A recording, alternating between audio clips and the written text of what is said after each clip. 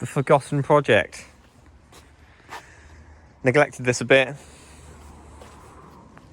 but today we're gonna get all the grime out the back end. Been too close to that's the problem. Get it all red oxide primed so it'll last a bit longer through the winter. Then I'm gonna make an adapter from the diff to the gearbox, but hopefully with some rubber in it so it's got a bit of movement. Then we've got some S13 hubs on the way, which is the correct PCD for the wheels. So I might be able to run 12s or 13s.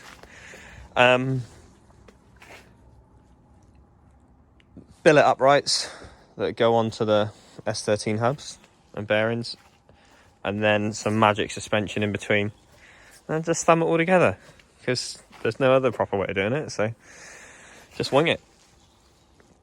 But we're going to try and get it towed out with that one and then make some progress.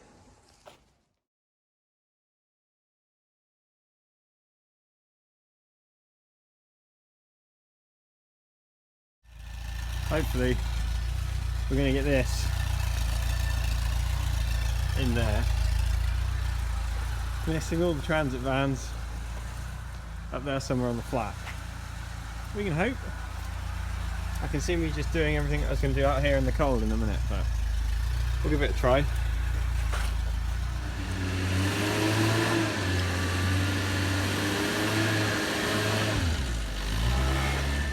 Got a bit of a convoy going.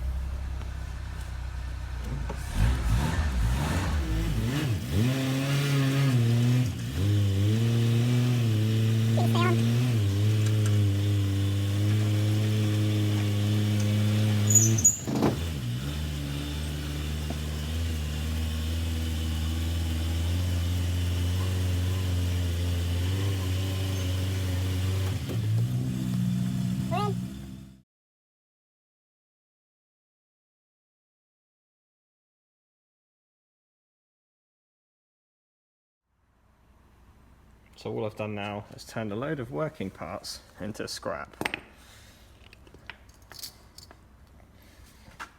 There she is.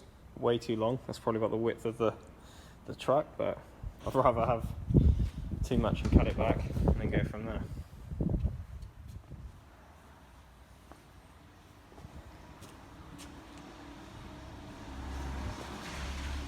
Okay, it looks like it's going to work. The hubs are round about where OEM is, about 53 inches. Thereabouts. That's what we've marked up on here, and the centre line. I've now got to look at shocks, and I can either go billet uprights with dual wishbone, and then have the top arm linked, and have a sort of bell crank, and then shocks going two sideways, or real tiny ones coming up at 45s, which are probably going to be way easier, but would look so cool from behind, have the two shocks hanging outside. But that seems like a lot of effort for what it is, so probably go with the two little shocks. I think the smallest we can go is 10 inches, so I might have to notch a bit of the chassis out here, so more strength than needed, but there'll be loads more bars and stuff put back into it.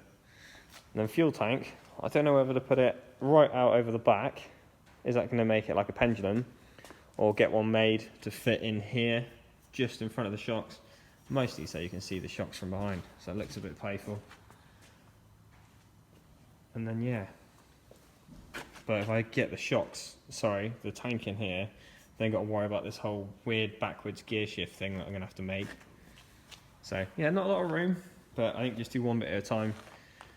Need to get the diff adapter made, so I'm definitely going to put the rubber ring on when I saw how little movement was in everything, so that should help stop vibration. Rubber ring, then bolt that to the diff, and that's my prop. So that'll be that.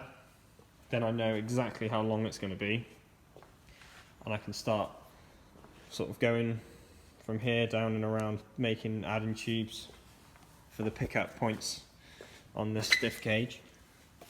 Buy all new bushing, get it powder coated if this one's going to even be any good, it's quite rusty.